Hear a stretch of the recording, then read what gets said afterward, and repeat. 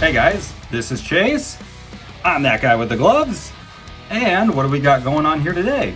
Well, I'm still in the Custom Underground Season 3 tournament. This is round 2. I was going up against Nick's Custom Toys, who absolutely nailed it with his figure. But what was the theme for this? Basically, you had to take a figure or a superstar that you liked and make them an attire based on a video game. So, you know, you got like Skyrim, Mass Effect, Super Mario Brothers, whatever you wanted. Grand Theft Auto, go nuts, you know what I mean? There were a lot of amazing entries in this, like holy freaking crap. You can just tell everybody had fun with this one, especially me. This is a custom I've actually sort of had in my brain ever since Borderlands 3 came out, and that's what this attire is based on, obviously with the current aesthetics on the stage. But anyways, Tommaso Ciampa, ever since I saw this guy debut in NXT, obviously he's been around for a lot longer than that, but his nickname before NXT was the Psycho Killer. And seeing the work he's put on in NXT and getting to watch him live versus Gargano in Brooklyn was absolutely freaking amazing. He's since become one of my favorite wrestlers, a mainstay of NXT. Absolutely love the dude. So I chose him for this round. And basically what you have here is Psycho Killer Tommaso Ciampa, Borderlands 3 inspired.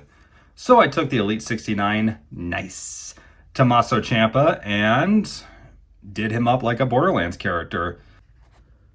So like I was saying, this is a custom Tommaso Ciampa painted head to boot in that Borderlands style, the cell shaded, the dark black line work, all that good stuff. Super colorful. Really wanted this figure to pop, and I think it did. I guess first and foremost, let's talk about the head. Zoop. So got Tommaso here. Actually, let's get a figure of Tommaso Ciampa, do some comparisons. A nice sort of little before and after, that'd be kind of cool. I actually own 3 of the Elite 69 Tommaso Ciampa figures because I loved it so much, and finding them at Walmart for as cheap as I did, I just snapped them up. So here we got your before and after. You can just kind of tell the amount of work that went into this damn thing. So much detail on this figure to begin with that I was able to capture and recreate in that Borderlands style. Repainted the beard just to make it pop, put a lot more gray hairs in there. Did all that line work just to make it, stand out a little bit around the lips and around the beard. I added his War Games face paint, and thanks to Asui88, I didn't have to watch the network and pause it over and over again. I just basically copied her outline of it. So big shout out to her. Thank you so much for doing that and for posting such amazing photos of your Tommaso Ciampa custom. The rest of the body here, it's painted with 3 different styles of flesh tone here. It's all from Citadel. There's a Cadian flesh tone, and I think it's called like the Kislev flesh tone. So the Cadian was the base, but then I went through and did some highlights in a mixture of the Cadian and the Kislev, and then in a couple spots right here is just straight up Kislev. It's that super bright kind of peach, or not peach, but Caucasian. It sort of matches what's on the Elite already. So I repainted the chest hair, did that as best as I could, did all the line work, and I added some nips, which is not something you'll see on any WWE figure. What's wrong, you cowards? Put some nipples on these damn guys. How am I supposed to give them the dreaded purple nurple without any titties? Or without any nipples? I'm being ridiculous now. Same thing with the back here. Just did all that stuff there, and looking pretty good. There are, unfortunately, a couple blemishes here and there because I had to transport this thing to and from my hotel room. I was working out of town this week, so there's a little scratch on his arm that got taken off and on his alternate hand, but I'll get into that in a second. So let's get down to the arms. Added some veins to make them really pop. Originally, I made a right arm that was wrapped all the way to the top. The elbow in here, like I couldn't get the wrapping in there because the elbow wouldn't bend if it was taped up. So I actually molded some wraps in there using epoxy, and then I tried to make it look as close as possible. Well, I couldn't get it to match the like white, so I went with more of the Borderlands 3 style and painted it brown, but I still just did not like it. And then I got this idea of adding the elbow pad, and I tried doing that, but it went over the tape and everything, and it really messed it up. So I had to scrap that arm and start over from scratch. But I like this way, way more. So here we have this elbow pad painted brown with some highlights and some black line work. On the back of it, this is a mask that the psychos wear, and Tommaso being the psycho killer, he's keeping these as trophies. So what I did was I took another elbow pad. Actually, no, I think this was from a Triple H knee pad. So I took off the front part of it, cut that off, cut some eye holes in here, and my lovely girlfriend, soon to be fiance, she has like these like jewel pieces from her own crafting supplies. She's really big into arts and crafts too, so it's just one of the many reasons why I love the hell out of her. And she allowed me to take them and apply them to the mask. So we got the blue eyes right there, and then we've got these that were originally black, but I painted them that chrome, that dirty chrome that's on the Psycho's mask there. Put some blood and stuff like that on there. The wrist gauntlet here, this was a bit of a late addition. I didn't know if I was going to do this or not, but I had a spare LOD style wrist gauntlet, cut the spikes off, added these little bits here, just to, you know, give him some entrance attire and stuff like that. And of course it is removable. And he's got his own little wrist cuff here. I thought about maybe adding another wrap of tape and stuff like that here, and maybe around the hand too, but I like the line work I did on the hand, so I just really didn't want to cover that up. Thankfully, the sealant is holding very well. The paint hasn't chipped off because I've had him hold his crutch weapon and the briefcase and the NXT Championship, and it hasn't chipped off. So that's nice. So yeah, the wrapping here, this is just your normal bandage tape. I cut little strips of it, wrapped it around, painted the highlights and everything, added some brown just to make it stand out a little bit. And I have the signature Psycho gun pose that is on 2 of the covers of Borderlands. Now, this would have been way easier if I had a spare Jeff Hardy hand. I could have just repainted that. I didn't. And I didn't want to waste the ones that I had, or not really waste, but I like the ones that I have, so I didn't want to use those. So what I did, I took one of those like flat kind of open palm hands and I super glued those 2 fingers down. I got the idea for this from Steinsenberg Customs on Instagram. He was talking about how he made a pair of Rob Van Dam hands, super gluing Samoa Joe's hands, with the pinky down, so you got the 2 thumbs pointing and doing the Rob Van Dam pose. So I thought that was awesome. So I copied pretty much that idea, just making my own gun pose hand, and molded the glove over it, painted it, sealed it, and it's held up pretty well, and it is interchangeable. Pops that right off, and we put the open hand. Unfortunately, this one is a little stiffer. I can't really fit the weapons and stuff into there because the molding of the glove and stuff like that, it kind of makes it harder for the hand to open and close. And sadly, the hand did get a little damaged. It's chipping right there.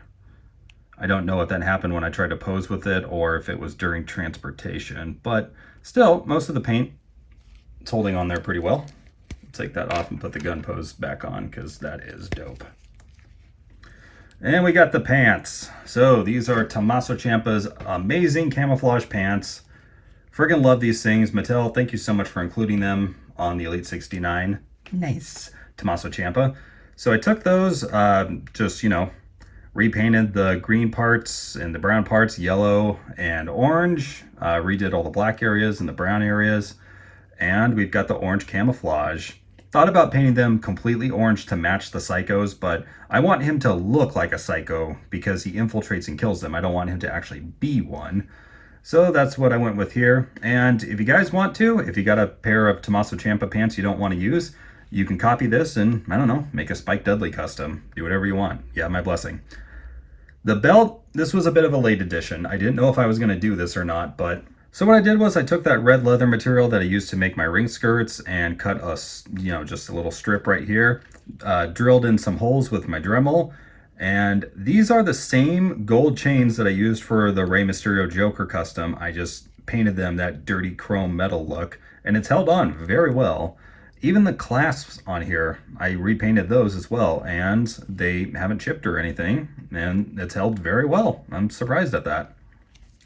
Getting down into the knee pads here, this is probably my favorite thing about this custom was the elbow pad and the knee pad.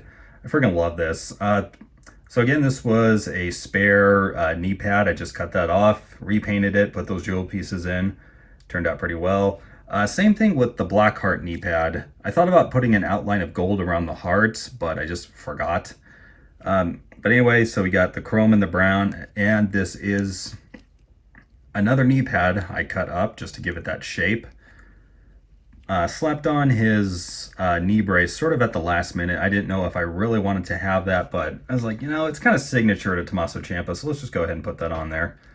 The boots, painted them brown, put that chrome on here, and I added those 8 studs to the toes, to the steel tips or whatever, and I think it looks pretty damn awesome.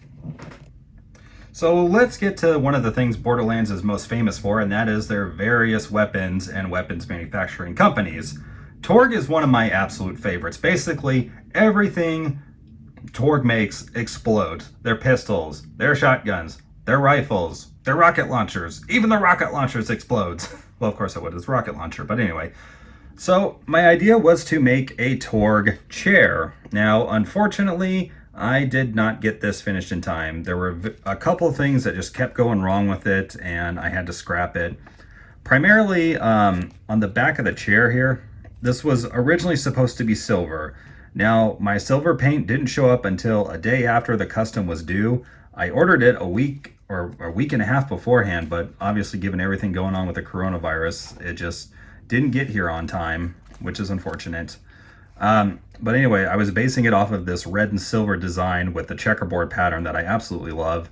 Here's what I added. I put like these like shotgun stock things on here and was going to paint those up. Was going to paint the Torg logo in black and white. The chair was supposed to be a much more shinier red, but the paint just wasn't working the way I wanted it to. I added a pipe on here because some of the Torg weapons have that. On the back was a belt of bullets, these big explosive shells, and I thought, it'd be kind of cool if you're like, whacking someone with the chair that, these would explode. At least that was kind of the fun of it. So I made the checkerboard pattern on the seat. I'm really happy with how this turned out. The white on here, this would not stay on the chair. This was my Achilles heel for this thing. I don't know what the problem was. I sanded, I primed it, it just would not stay. It kept flicking off and it kept like transferring paint onto the other legs of the chair. And I got no idea why. But the slider part of it still works. So now that I have the silver paint, I'm gonna finish this.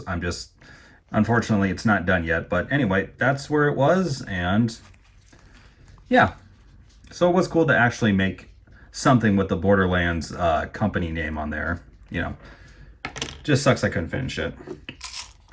And this right here is a loot chest briefcase, or as I like to call it, the loot in the chest case. I don't really have a better name for it, but I just took one of the big red Money in the Bank briefcases and sanded it down, primed it, and painted it. The chrome is what the base is on here, and then I painted I'm trying to think of what the word is for it. This sort of reddish orange color that's kind of been chipped away and it's kind of faded and stuff like that. If you've seen a Borderlands loot chest, this is kind of what they look like.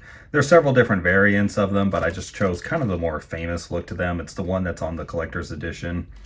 Sadly, the paint on here chipped away. Again, I don't know if that happened during transportation or if it was from putting it in his hands and taking it out so many times. But the aesthetic of the chest is something I really, really wanted to replicate, and I think I got it. Now, what's flicking around inside there? I wonder what's in here. I mean, they're loot chests. It's got to be loot, right? Oh, they're all over the place. What is this stuff? I have a bag of jewels for you. They're jewels, Betty. No, they're not jewels. Jewels. Help you find their jewels. It's just more of those fabric jewel pieces. I just loaded them up into the briefcase so I could take them with me on the road and they'd be safe. So where the dent is on the Money in the Bank briefcase, I added a bullet hole and some other line dents and stuff like that. Really happy with how this turned out. Last but certainly not least, Tommaso Ciampa's signature weapon, of course, is the crutch. He used this to bash Johnny Gargano's hopes and dreams away. And now it's not focusing on it. But this is the one I wanted to focus on here. So this is Tommaso Ciampa's Borderlands-inspired weapon, the Rebel Heartbreaker. This is his custom crutch, painted the chrome, the dirty chrome, added some line work and some blood across here. But the thing that I think most people were super jazzed about was the barbed wire. The barbed wire I just used making, I had this cable from a hardware set and I've had it for years and it has that super, ropey kind of look to it. And, I'm sorry, I covered it up with my finger there. But anyway, you can just kind of tell it's got those like lines going through it and stuff like that. Like it's a bunch of wires held together. And I took some soldering cable that came with my helping hand set and I wrapped it around the cable. And that's how I achieved the barbed wire look. Pretty friggin' awesome if I do say so myself. So at the bottom of the crutch, we've got some blood, we've got some mud, and probably some other excrements on there that we don't really need to talk about. Excrement!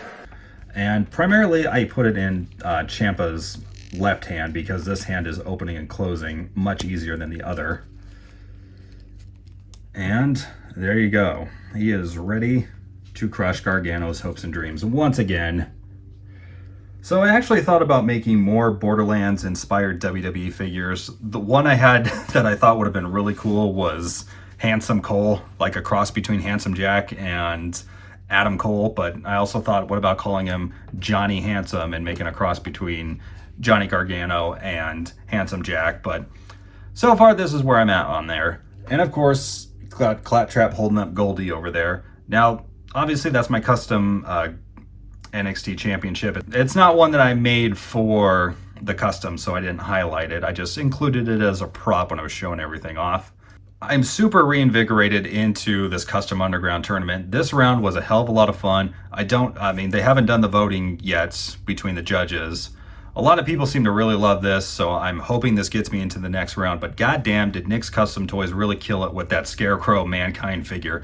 What a unique idea. Absolutely nailed it with the gloves. And me being that guy with the gloves, I of course love it. I love Scarecrow and the Arkham series, so just big ups to you, man. That was so freaking awesome. Be sure and check out the Custom Underground Tournament's Instagram page. Check out everyone who is involved in the tournament for the amazing customs that they're working on.